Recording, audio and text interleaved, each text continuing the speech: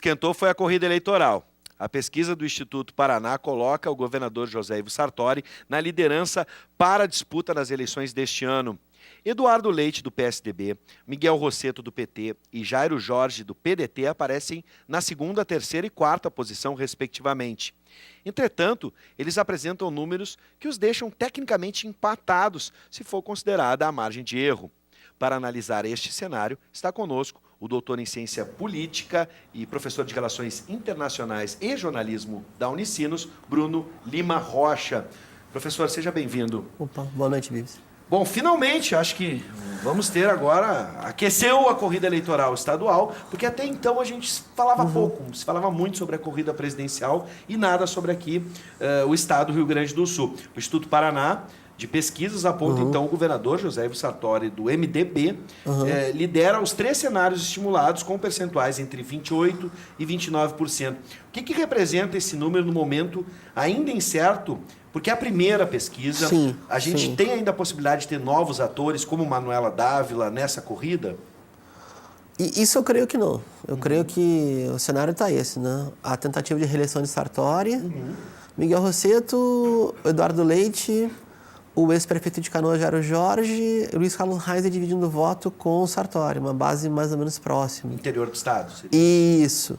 O que me chama a atenção nessa pesquisa, acho que eu a vi domingo, é que ela teria uma subdivisão de 6, que eles chamaram 6 mesorregiões. Confesso que eu não vi as regiões, mas a gente entende um pouco de região. Então, para o pessoal de casa poder se aproximar, seriam mais ou menos grandes aglomerados de COREDs, de Conselhos de Desenvolvimento Local.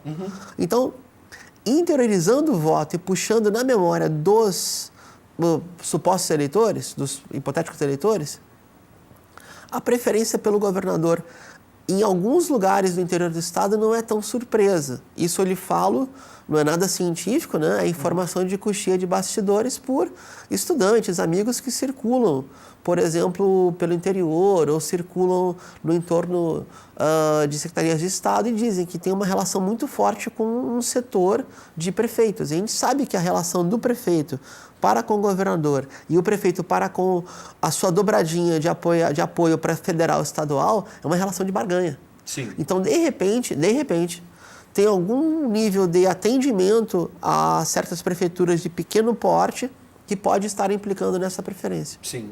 Mesmo, bom, a gente vai analisar esses cenários aqui, por exemplo, apesar da liderança nos 3 cenários, o governador José Ivo Sartori também tem os índices mais altos de rejeição, com 51%. Que peso tem esse dado nesse processo eleitoral? É normal quem está no poder ser rejeitado, de certa forma, mas não como, por exemplo, se a gente for comparar com o governo federal, o número histórico que Michel Temer atingiu, sendo o presidente mais rejeitado da história do Brasil. Eu vou arriscar uma perspectiva aqui, tá? Eu tinha por mim, posso estar equivocado, que o governador Sartori ia repetir um desempenho bastante complicado, bastante pífio, como o dia da Crucis para a reeleição. Sim. Mas não tem um favorito para contrapor ao projeto de Sartori ou para contrapor os demais concorrentes para chegar disparado em primeiro turno. Né? Então, naquela eleição, a dobradinha PT, antigo PMDB, também mingou os votos da Ieda e Tarso Genro fechou em primeiro turno, até porque estava no embalo do governo federal, no embalo da eleição de 2010. Eu creio, Bives, que quando esse dado de rejeição impactar no eleitorado metropolitano e das cidades polo, essa diferença vai ficar muito grande para o governador Sartori. Hoje, ele estaria em segundo turno e Miguel Rosseto, Jairo Jorge e Eduardo Leite disputariam a segunda vaga para concorrer com ele. Sim. Creio eu que quem chegar aí sim vai reproduzir um pouco a eleição do próprio Sartori. Vai fechar 50 e tantos, 65, e o governador tem muito pouca chance de ser reeleito se for a segundo turno. Mas essa rejeição de 50% aplicada no cenário metropolitano e aplicada no cenário de grandes cidades, inclusive a sua Caxias, Santa Maria, Passo Fundo, Rio Grande, Pelotas, eu vejo muito complicado ele conseguir essa vaga. Ou seja, resumindo assim, para o primeiro turno ele ainda puxaria, né, todos os outros, ficaria na liderança. Chegando ao segundo turno é que a coisa aí pode complicar no lado do governador Sartori. De novo, deixa eu falar com muita tranquilidade para não entrar em nenhum problema legal. Não, sem dúvida. Aqui a gente está especulando. Isso. Gente, um exercício de futurologia. Eu acredito que a metodologia do Instituto Paraná, ao dividir em 6 mesorregiões em proporções iguais, traz um peso desse voto de pequenos municípios, esse voto interiorizado, muito maior do que é na hora da contabilidade. Porque o voto no Brasil não é distrital, é colegião e é majoritário. Então, ninguém vai fechar votos para delegados como na eleição dos Estados Unidos, por exemplo. Na hora de juntar todos os votos, metropolitana, cidades polo e mesorregiões com pequenos municípios, essa diferença pode não estar revelada na urna. Bom, se a gente for olhar de forma muito simples e básica a distribuição demográfica do Rio Grande do Sul, é só separar entre norte e sul. Sim. A gente já consegue ver um aglomerado muito maior de cidades, municípios pequenos, mas com uma concentração muito grande em regiões. Vai para o sul, a gente vê a campanha aí com quilômetros e quilômetros de ninguém habitando. Mas mesmo nas cidades mais populosas, eu vou traçar esse paralelo meio arbitrário da metade sul, tá? De Santa Maria para baixo, no sentido do Uruguai. Santa Maria, Rio Grande, Pelotas, Bagé, Livramento, Uruguaiana, até Alegrete, ele tem esses votos? Ou esses votos são de, talvez, esses 50% de rejeição, porque tem muito funcionalismo público, e uma divisão do voto conservador com Luiz Carlos Reis? Sim. Tem mais isso. Essa metodologia eu gostaria de verificar com um pouco mais de profundidade. E tem que ver na hora H, por exemplo, o agronegócio, os produtores, como vão. Ali sim a gente tem uma divisão, talvez, um apoio entre Sartori e Reis. Teria concentrado nesse setor. Sim, com certeza. E a gente não pode descartar que Eduardo Leite foi prefeito em Pelotas, que tem uma base arrozeira muito grande, que tem uma relação muito forte com o corredor de exportação, com essa proximidade com o próprio Uruguai, essa entrada da fronteira que vai para Arroio Grande. Traduzindo, os votos também dessa direita agrária, eles serão divididos. Sim. Bom, vamos falar sobre eles agora. Os pré-candidatos Eduardo Leite, do PSDB, Miguel Rosseto, do PT e Jairo Jorge estariam em situação de empate técnico nessa pesquisa, né? Esse quadro de equilíbrio pode se manter no período da campanha ou alguns desses nomes podem abrir vantagem em relação aos demais? Por exemplo, fico aqui imaginando, Jairo Jorge e Miguel Rosseto já têm um histórico, né, dentro da política no Rio Grande do Sul. Agora, Eduardo Leite, mesmo com a Prefeitura de Pelotas, ainda, por exemplo, imagino que para a parte norte do estado, ou até mesmo aqui a região metropolitana, não seja tão popular e conhecido. De novo, pisando em ovos, até porque a gente está no estado que tem um espírito provinciano e todo mundo se conhece, né? Sim. Eduardo Leite, ele teria até uma estética mais... Ele, como jovem, arrojado, a gente está no discurso da novidade, esse discurso de remodelar a política, ele agora está no momento de se fazer conhecer. Ele tem um prestígio no seu partido, a presidência estadual, né? Ele tem um prestígio muito forte na sua legenda, de se fazer conhecer. Mas ainda assim eu insisto, creio eu que o voto dele seria o voto novo conservador. Né? E ele é a grande surpresa? Se a gente fosse imaginar a novidade, sempre no pleito tem uma novidade, a gente pode imaginar que ele é a surpresa? Para mim é Jairo Jorge.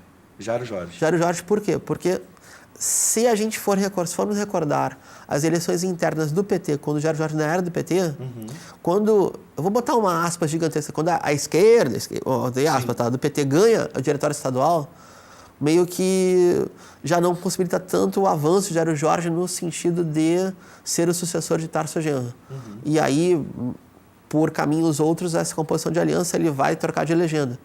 Então, a novidade seria um nome muito consolidado que vai concorrer a um cargo majoritário em nível estadual. Porque, por exemplo, Miguel Rosseto foi ministro. Sim. Né? Então, ele teve uma projeção muito maior do que a do ex-prefeito que foi eleito e reeleito em Canoas, que é um enorme de um colégio eleitoral. Diria que ele seria a novidade concorrendo a esse cargo. Sim. Como ele está afastado um bom tempo e não fez a sucessora em Canoas, então também teria que retomar um certo espaço de prestígio e trânsito. E trânsito, diria, nos 24 Quaresmas, nos 24, ou nas grandes micro-regiões do Estado, com perdão da redundância. Sim. É a grande chance, a chance histórica do PDT voltar ao poder do Estado depois dos Colares. Bom, agora vamos, já que a gente está falando de história, né, aqui nas eleições do Rio Grande do Sul, lembrando os outros pleitos, eu fico imaginando o seguinte, a gente tem uma característica, pode me corrigir se eu estiver errado, uma dificuldade, uma das particularidades aqui do Rio Grande do Sul, a dificuldade de reeleger governadores. Isso é verdade, é histórico, isso, se a gente for lembrar, pode ocorrer de novo nesse contexto. E aí eu estou voltando umas casinhas quando a gente imaginou a dificuldade, num primeiro turno, ok, para o Sartori manter esse número de votos, de intenção de votos. No segundo é que a coisa complicaria. É difícil reeleger governador aqui no Rio Grande do Sul? Eu entendo que sim. De novo, a gente tem colegas na ciência política que são especialistas naquilo que é chamado como subsistema político gaúcho, que são subsistemas estaduais no Brasil, e o do Rio Grande ele é muito arraigado, embora seja polarizado hoje em dia, pluripolarizado hoje em dia, muito mais do que era o binarismo anterior. Sim. Mas a tendência é fechar um binarismo de segundo turno. Eu só queria lembrar, vou citar um pouco de Juremir aqui, Machado da Silva, eu me sinto como agregado ao Rio Grande, não somos tão bacanas assim, tá? Teve a ditadura de Borges de Medeiros que durou muito. Ah, sim, claro. Na época na época que havia bipartidarismo no Rio Grande, era o PRR ou o Partido Republicano, eram vários partidos, um por estado, mas todos com a mesma legenda. Aqui havia bipartidarismo, mas havia ditadura de Estado. Em democracia, sim, é muito complicado, porque fecha o binarismo, fecha a dualidade, agora em segundo turno, mas antes, quando não tinha também. E creio eu que o Palácio Piratini não me odeia, mas eu creio eu que Sartori não será reeleito. Bom, e aí no caso de outra surpresa, eu aqui citei Manuela Dávila no início da nossa conversa. Existe chance de mais alguém entrar nessa disputa? Hoje, se apresentando de certa forma? Hoje, para concorrer ao segundo turno, eu vejo como muito complicado. A possibilidade de entrar na disputa, sim, mas daí a concorrer com chance de emplacar um segundo turno, sabendo que essa rejeição à atual governadora ela é gigantesca e esses números vão aflorar quando tiver uma proporção não equivalente das regiões do estado, a proporção for por pressão demográfica, olha, eu acho muito complicado de alguém chegar na disputa de segundo turno, 2, que o atual governador chegue ao segundo turno. Bom, a gente tem a participação do Jefferson de Cachoeirinha. Ele diz, o ex-governador Rigoto estava na frente das pesquisas, tudo indicava que ele seria reeleito e nem para o segundo turno ele foi. Foram Ieda e, no caso, foi Tarso, ali ele botou Olívio. 2006... 2006, foi 2006. Não foi Olívio. Olívio? Foi. Olívio, confirma então. A gente estava em dúvida aqui, eu e Guilherme, conversando mentalmente. Mas, enfim, esse é um exemplo de que as pesquisas chegam na hora H para reeleger é difícil. Eu acredito que o que ocorreu naquele ano foi que o voto conservador do Estado votou em Ieda Crucius para tirar o PT do segundo turno. E aí migrou tanto o voto da reeleição de Rigoto para a governadoria a então ex-deputada Ieda Crucius que tirou as chances desse voto conservador poder colocar 2 candidatos no segundo turno. Isso pode acontecer agora. Então, por exemplo, é possível, vou criar aqui um cenário hipotético. Cada vez que eu falo de cenário eleitoral, eu tenho certeza que os staffs de campanha me juram, me desconjuram aqui. Cada um no seu quadrado. Beleza, como analista, sim, eu posso declarar voto no ar, eu voto em Zumbi dos Palmares e Cepete era junto, eu não sou o problema nessa campanha, tá? Tá bom. Então eu voto pro Rio Grande. E nem eu vou me associar a ti, tá? Para governar o Rio Grande eu sempre votei em CPE e tenho uma consequência com isso. Mas vamos lá. Um cenário hipotético, tá? O voto mais conservador aponta para Eduardo Leite para tirar essa segunda vaga de Jairo Jorge de Rosseto no segundo turno. E aí esse voto escasseia, mingua para Sartori e teremos uma espécie de bipolaridade no segundo turno com Eduardo Leite versus o Rosseto ou versus Jairo Jorge. Ou então, se o deputado Reis dispara nesse voto mais à direita, ele disputa essa vaga com o Eduardo Leite, mas 3 candidatos com o mesmo perfil eleitoral ou o mesmo perfil de votante, eu vejo como complicado. Com 2, o voto útil pode migrar. Sim. O Guilherme está me soprando aqui, é verdade. Confirma, é Olívio, né, do pleito de 2006, e um cenário parecido, né? Rigoto PMDB, na época PMDB, aqui MDB, Ieda PSDB, né, e aqui o PT. Eu tenho que ser justo, o governador Rigoto teve menos rejeição do que o governador Sartori. Bom, tem tempo ainda, Guilherme, só para uma última pergunta. Se tu fosse eleger hoje, qual seria... Não o voto, tá? Não, essa é a pergunta. Até porque já declaraste voto aqui. Declarei já. Mas, enfim, se fosse eleger hoje o principal desafio para esses candidatos, o tema central, a gente tem a questão no pleito passado, eu me lembro, foi as contas do governo. Sim. Né? Como é que o governo ia se virar para pagar suas contas. Esse ano, a gente, além das contas, tem, por exemplo, segurança pública, que dominou o início do governo Sartori, este problema, essa questão. E agora a gente vê a questão das privatizações. Né? Como é que a gente pode imaginar que os candidatos vão se comportar para defender uma ideia que seja a demanda inicial ou primária da população gaúcha? Eu entendo que a demanda primária do Estado é ter um projeto político-econômico de médio e longo prazo novamente. E não ficar apagando incêndio com gasolina ou soprando aqui porque amanhã vai subir a chama de novo. Então, o projeto botei aspas de novo, tá? Recuperação fiscal que veio da União, ele é no mínimo complicado e difícil de ser defendido.